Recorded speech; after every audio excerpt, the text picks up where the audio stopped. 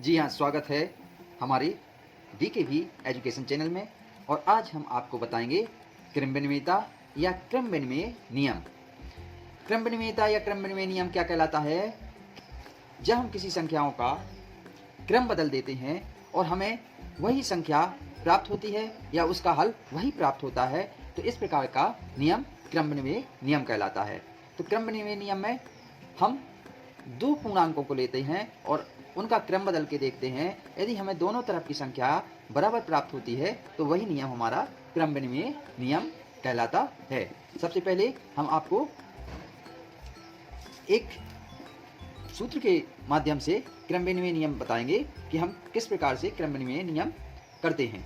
सबसे पहले जैसे प्लस वाला है तो a प्लस बी, इसका हम क्या करेंगे, बराबर में क्रम बदल देंगे, b प्लस ए लिख देंगे। इसी प्रकार से घटाने में क्या करेंगे, a माइनस बी, तो इसमें b माइनस ए कर देंगे। और गुणा में a गुणित b बराबर b गुणित a, और a भागे b बराबर b भागे a।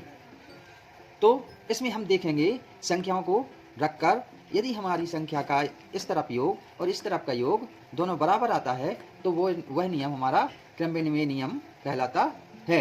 तो संख्या क्या कहलाएंगी, क्रम विनिमयता का पालन करेंगी। तो संख्याएं हमारी क्रम विनिमयता का पालन करती हैं। तो सबसे पहले हम योग वाला करेंगे, फिर घटाना, फिर गुणा वाला दिखाएंगे, फिर भाग वाला आपको दिखाएंगे। सबसे पहले योग में क्रम विनिमयता, योग वाला करेंगे। जैसे माना कोई संख्या है, माना a बराबर 8 मान लिए और b बराबर 4 मान लिया, तब योग में a प्लस बी बराबर b प्लस ए, इसमें मान रख देंगे। a का मान 8 और b का मान 4 बराबर एक, b का मान 4 और a का मान 8। ये दोनों संख्याएं 8 4 12 बराबर 12। तो दोनों संख्याएं क्या हैं, बराबर हैं, इसलिए यह योग में क्रम विनिमय होगा। यह क्रम विनिमय नियम का पालन करता है। योग में क्रम विनिमय नियम है, योग में क्रम विनिमय है। इसके बाद अब हम घटाना लेंगे। घटाना में देखेंगे कि क्रम विनिमय नियम लागू होता है कि नहीं। a माइनस बी बराबर b माइनस ए। a का मान लो 8 है और b का मान 4 है, b का मान 4 है और a का मान 8 है। तो हम देखेंगे इसमें 8 में से 4 गई 4, और ये 8 ऋण का है, ये धन का है, इसमें से घट जाएगा, चिन्ह का क्या रहेगा, ऋण का 4। तो ये क्या है, बराबर है, नहीं है। तो ये 4 बराबर नहीं है -4 के। तो क्या होगा, घटाना में व्यवकलन में आपका क्रम विनिमय लागू नहीं होता है। तो यहाँ लिख दो, व्यवकलन में क्रम विनिमय नहीं होता है।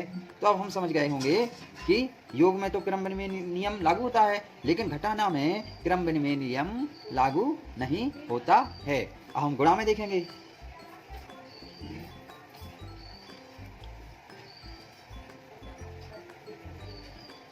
a गुणित b बराबर b गुणित a।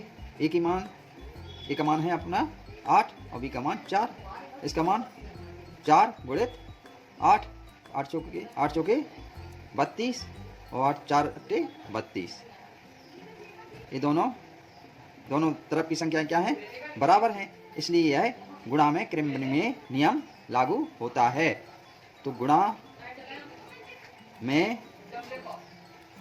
क्रम विनिमय होता है। अब हम भाग में देखेंगे कि क्रम विनिमय लागू होता है कि नहीं होता है।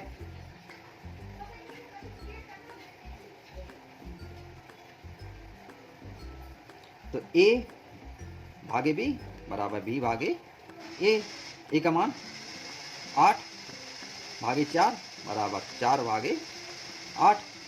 इन्हीं संख्याओं को लेके चल रहे हैं। इसमें 4 से काटेंगे 8 को 2 आ जाएगा और ये 4/8 बराबर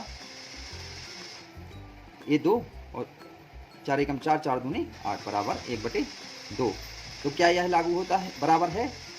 ये बराबर नहीं है, अतः भाग में क्रम विनिमय लागू नहीं होता है। तो लिख देंगे भाग में क्रम विनिमय नहीं होता है। तो इन संख्याओं को लेके हम चले और हमने यह देखा कि क्रम विनिमय में किस किस में क्रम विनिमय लागू होता है। तो योग में लागू होता है, घटाना में लागू नहीं होता, गुणा में क्रम विनिमय नियम लागू होता है और भाग में क्रम विनिमय लागू नहीं होता। तो आई होप कि आपको क्रम विनिमय नियम बहुत अच्छी तरह से समझ में आ गया होगा।